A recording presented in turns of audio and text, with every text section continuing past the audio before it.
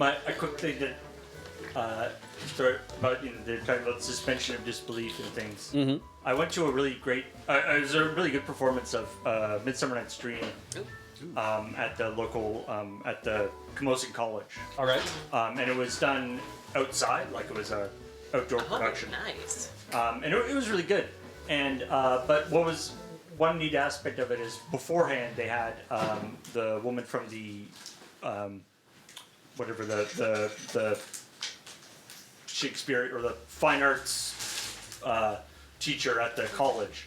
She did sort of a little 15-minute kind of lecture about Shakespearean plays and about this particular play and stuff. It was neat, sort of talking about different stuff. But one of the things she talked about is this idea of suspension of disbelief, and especially like what audiences would be expecting in Shakespeare's time and stuff. Right. And there's a bit in Midsummer Night's Dream where there's the guys are the play, the group are practicing their play in the forest, right?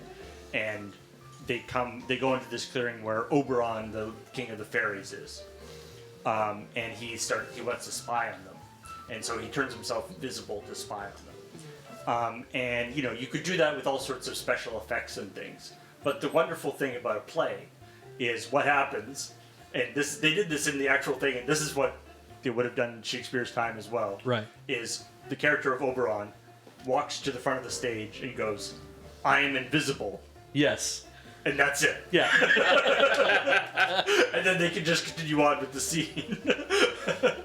You don't have to do any fancy, Predator. Oh yeah, the thermoptic camouflage. Thermoptic camo or something. It's a play.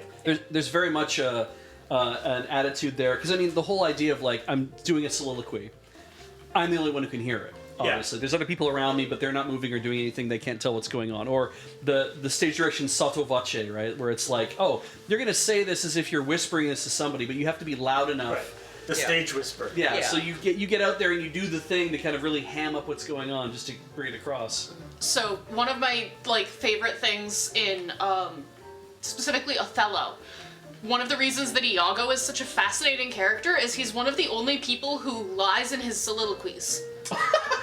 Yeah.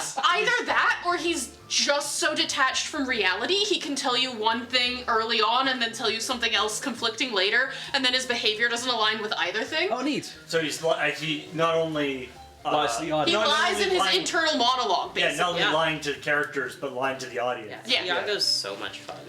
The first time I read through Othello, I was like, well, this sucks. Iago's awful.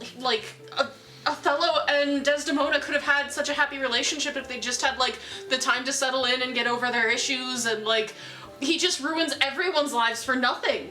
All he does, what is wrong with this man? And then I said that to one of my mentors in high school, and he was like, I love Iago. He's a great character.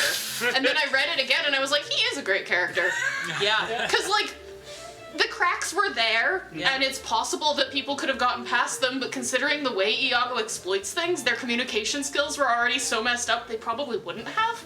And so, it wouldn't have gone as badly without Iago there, but it was gonna go bad. And Iago is just, there's so many different things you could decide that his motivations are. He's such a cipher. Yeah. And so then I read it again, and I loved it, and I told my mom about that.